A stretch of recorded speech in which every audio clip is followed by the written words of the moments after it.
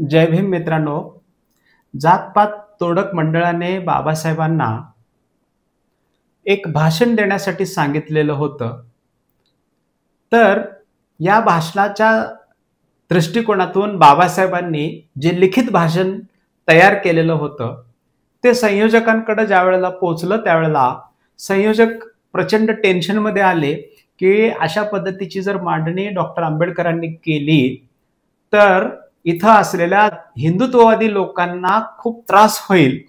कारण त्यांचं असं म्हणणं होतं की जाती व्यवस्थेमध्ये जाती व्यवस्थेमध्ये अडकलेले जे शोषित आहेत त्यांच्या कल्याणासाठी आपण काहीतरी केलं पाहिजे असं जातपात तोडक मंडळाचं म्हणणं होतं.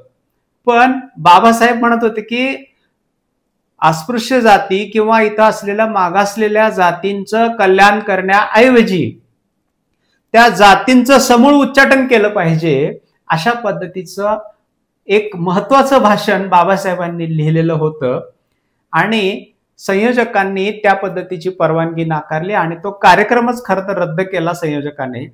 पण बाबासाहेबांनी जे लिहिलेलं भाषण होतं ते आज इतिहासात सर्वात महत्वाचं भाषण आहे आणि त्यावरतीच आपण द बुद्धिस्ट इंडिया या चॅनलवरती चर्चा करणार आहोत. मित्रांनो, हे भाषण जे इंग्रजीमध्ये 1936 ला प्रकाशित झालेलं होतं त्याचा अनुवाद मराठीमध्ये पहिली आवृत्ती म्हणून 2012 ला महाराष्ट्र शासनाने प्रकाशित केलेली आहे. तर आपण या चॅनलवरती आज याच गोष्टीची चर्चा करणार आहोत की प्रस्तुत ॲनिलेशन ऑफ कास्टच्या संदर्भात प्रकाशकांची काय भूमिका आहे आणि प्रकाशकांनी एकंदरीतच या भाषणासंदर्भात इथं काय मांडलेलं आहे. हा ग्रंथ 1936 ला जेव्हा प्रकाशित झाला तो मूळ इंग्रजीत प्रकाशित झाला आणि 2012 ला महाराष्ट्र शासनाने या संदर्भात भूमिका घेतली की आपण हा एक महत्वाचा ग्रंथ आहे ज्याचं मराठी भाषांतर करणं फार महत्वाचं आहे, जेणेकरून इथं असलेली भारतातली जाती व्यवस्था आहे तिचा जो त्रास इथल्या समाज व्यवस्थेला होतो आहे तो कुठेतरी आपल्याला कमी करता येईल का, या अनुषंगाने महाराष्ट्र शासनाने ही एक पवित्र भूमिका त्यावेळेला घेतलेली दिसते. ॲनिलेशन ऑफ कास्ट या ग्रंथापूर्वी डॉक्टर बाबासाहेब आंबेडकर जेव्हा वयवर्ष 25 चे होते त्यावेळेला म्हणजे 1916 ला अमेरिकेत भरलेल्या मानववंशशास्त्राच्या सेमिनारमध्ये एक निबंध बाबासाहेबांनी सादर केलेला होता आणि त्या निबंधाचं नाव आहे caste in India, their mechanism, genesis and development. जाती निर्मितीवर पाश्चात्य समाजशास्त्रज्ञ सेनार्ट, नेसफिल्ड, रिसले आणि भारतातील समाजशास्त्रज्ञ यांच्या विचारांच्या ज्या काही मर्यादा आहेत त्या बाबासाहेबांनी इथं दाखवून दिलेल्या आहेत, उघड्या पाडलेल्या आहेत. आणि याच्या पलीकडे जाऊन बाबासाहेब कास्ट इन इंडिया या आपल्या निबंधामध्ये या लोकांच्या मर्यादा सांगत कोणत्या पद्धतीनं जाती विश्लेषण केलेलं आहे हे देखील आपल्याला माहित करून घेणं गरजेचं आहे. म्हणून अगदी 1936 पर्यंत बाबासाहेबांची जी भारतभर ओळख निर्माण झालेली होती ती एक स्कॉलर म्हणून किंवा एक अशा बुद्धिवादी आंबेडकर या माथळ्याखाली किंवा या पद्धतीची ओळख या भारतामध्ये अजून निर्माण झालेली नव्हती.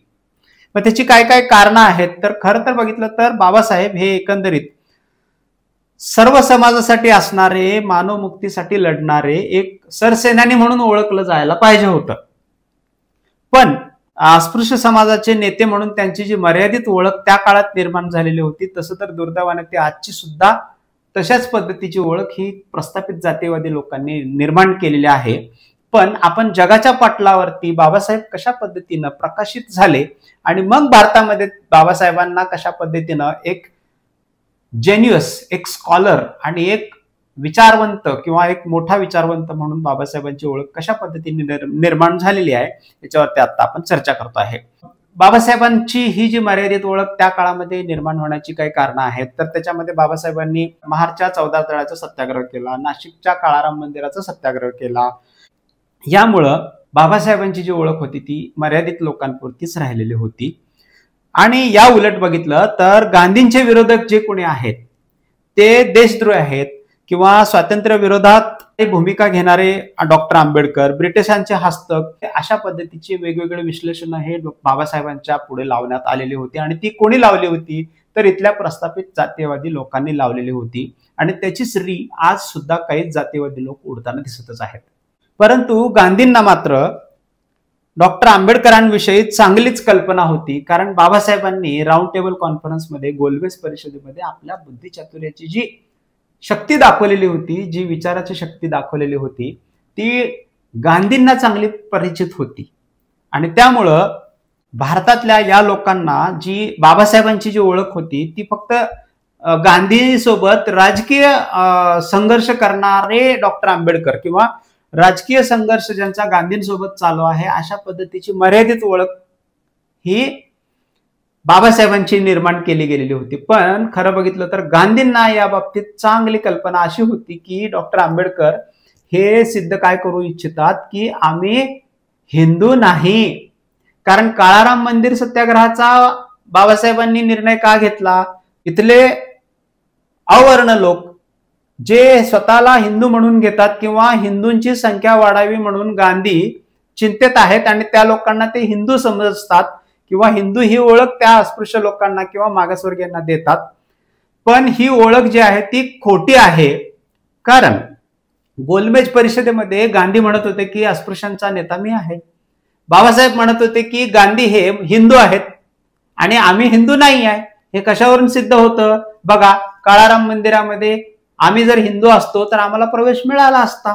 ज्या अर्थी इथल्या अस्पृश्य लोकांना काळाराम मंदिरामध्ये प्रवेश मिळत नाही याचाच अर्थ असा आहे की ते हिंदू नाहीत आणि मी सुद्धा त्यामुळे हिंदू नाही. जे अहिंदू आहेत त्या अहिंदूंचा नेता हा अहिंदूच असायला पाहिजे, म्हणजेच मी डॉक्टर आंबेडकर असायला पाहिजे. गांधी हे हिंदूंचे नेते आहेत आणि आम्ही हिंदू नाही हे सिद्ध करण्यासाठी बाबासाहेबांनी जी लढाई उभी केलेली होती ती म्हणजे काळाराम मंदिराचा सत्याग्रह. मंदिर प्रवेशासाठी बाबासाहेबांनी किंवा आम्हाला समतेचा अधिकार द्या मंदिरामध्ये म्हणून बाबासाहेबांनी जरी आपल्याला तसं सांगितलं असलं तरी त्याच्या पाठीमागचा मतितार्थ जो सांस्कृतिक लढा उभा करायचा होता बाबासाहेबांना, तो लढा उभा करण्यासाठी बाबासाहेबांनी काळाराम मंदिराचा सत्याग्रह उभा केलेला होता. हे इतर लोकांना कल्पना असेल नसेल पण गांधींना त्या बाबतीत कल्पना होती. म्हणून बाबासाहेब आणि गांधींचा संघर्ष जो आहे तो राजकीय संघर्ष नसून तो सांस्कृतिक संघर्ष उभा करण्याची एक पायरी होती हे आपल्याला समजून घेतलं पाहिजे. दुसरी गोष्ट म्हणजे बाबासाहेबांना त्यांच्या वयाच्या 25 वर्षापर्यंत एक बुद्धिवादी आंबेडकर म्हणून स्वीकारायला अजून इथल्या समाज व्यवस्थेनं मान्यता दिलेली नव्हती. काही अपवाद आहेत. कारण बाबासाहेब ज्या वेळेला मॅट्रिक झाले त्यावेळेला सत्कार कुणी आयोजित केलेला होता? तो आपल्याच समाजाने सत्कार आयोजित केलेला होता. त्याच्यामध्ये केळुस्कर गुरुजी होते, रा.ब. बोले हे तिथं उपस्थित होते. त्यांनी बाबासाहेबांचं कौतुक केलं. जे पुस्तक बाबासाहेबांना जे दिलं गेलेलं होतं केळुस्कर गुरुजींकडून, बुद्धाचं चरित्र जे दिलेलं होतं, तर ह्या सर्व गोष्टींचा संयोजक कोण होता? तर तो समाजच होता. आणि त्यामुळं बाबासाहेब वेगवेगळ्या संस्थांमधून शिक्षण घेत गेले. बाबासाहेब दापोलीला शिकले, त्याच्यानंतर साताऱ्याला शिकले, मुंबईमधील हायस्कूलमध्ये बाबासाहेब शिकले, त्यानंतर एल्फिस्टन कॉलेजमध्ये बाबासाहेब शिकले. या संस्थांच्या माध्यमातून अजून बाबासाहेबांची एक स्कॉलर स्टुडंट म्हणून ओळख झालेली नाही.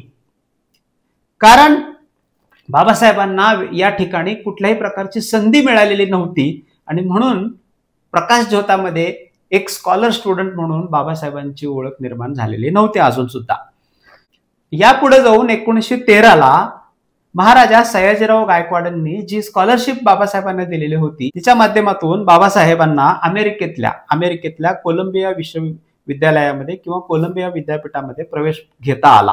या विद्यापीठात जेव्हा आपल्या बुद्धीची चुणूक दाखवण्याची संधी बाबासाहेबांना मिळाली, कोलंबिया विद्यापीठातील डॉक्टर गोल्डन वायझर यांच्या मानववंशशास्त्राच्या सेमिनारमध्ये बाबासाहेबांनी एक महत्वाचा निबंध सादर केलेला होता आणि त्या निबंधाचं नाव होतं कास्ट इन इंडिया, ज्यामध्ये अतिशय मुद्देसूद अभ्यासपूर्ण मांडणी बाबासाहेबांनी केली की भारतामध्ये कशा पद्धतीची जाती व्यवस्था ही निर्माण झालेली आहे आणि ती कशी काम करते.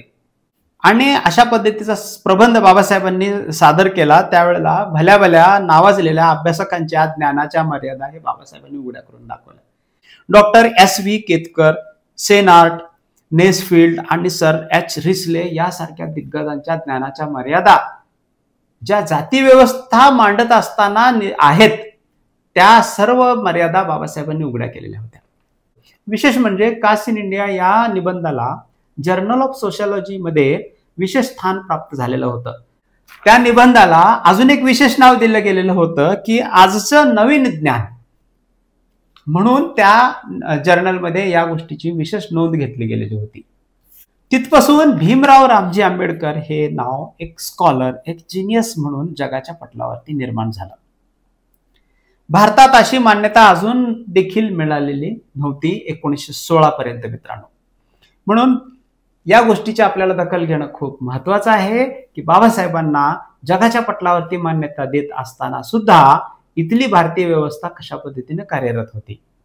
दुसरी एक महत्वाची गोष्ट इथं आपल्याला नमूद करावं लागेल, ज्याच्या माध्यमातून बाबासाहेब हे जगाच्या पटलावरती प्रकाश झोतात आले, एक स्कॉलर आंबेडकर म्हणून.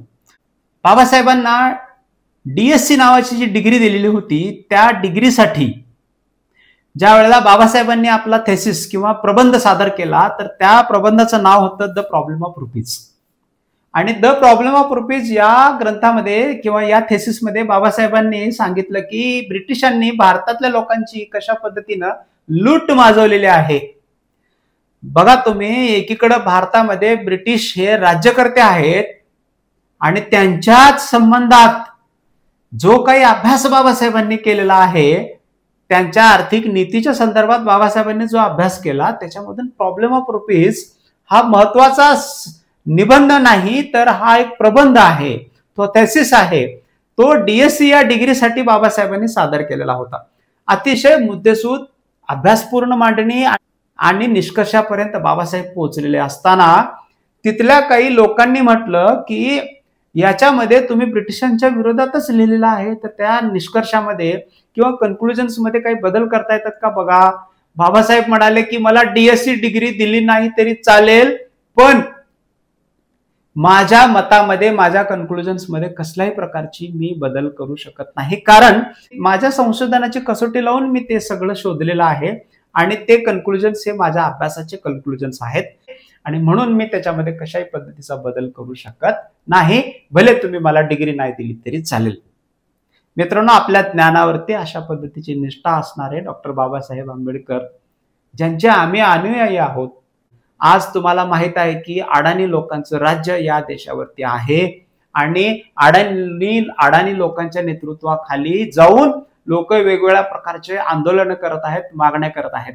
पण बाबासाहेबांसारखा द्रष्टा, स्कॉलर, ज्ञानी, प्रकांड पंडित अशा व्यक्तीचे, अशा महामानवाचे आपण अनुयायी आहोत.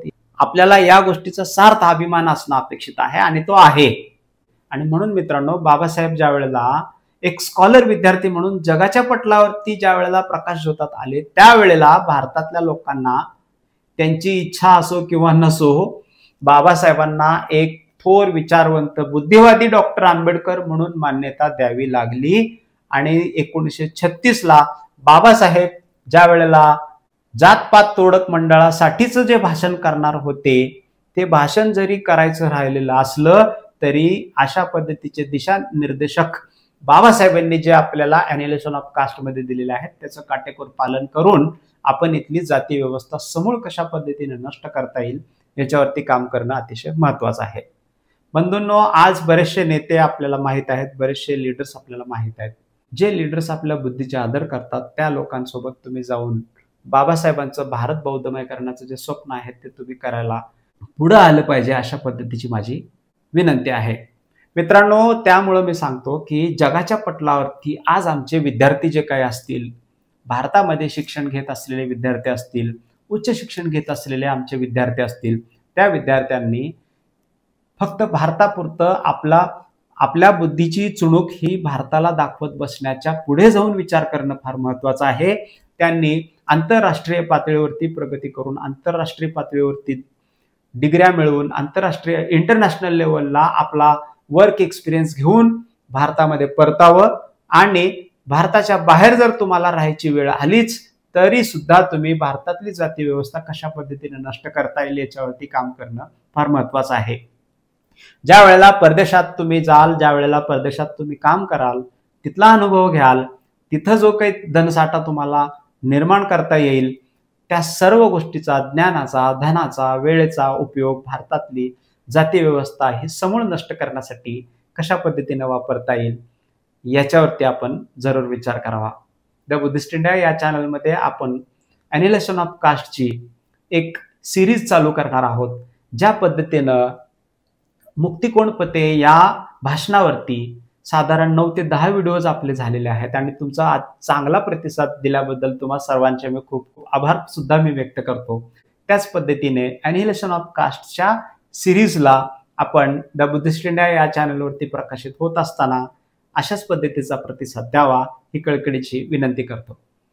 द बुद्धिस्ट इंडिया या चॅनलवरचे जर तुम्हाला व्हिडिओ आवडत असतील मित्रांनो, तर खाली सबस्क्राईब नावाचं बटन दिसतं, त्याला कृपा करून प्रेस करावं. शेजारचं बेल आयकॉन देखील ऑलला सेट करावं. एक लाईकचं बटन देऊन आम्हाला सपोर्ट करावा हीच विनंती करतो. थांबतो मित्रांनो. जय भीम, जय बौद्ध राष्ट्र.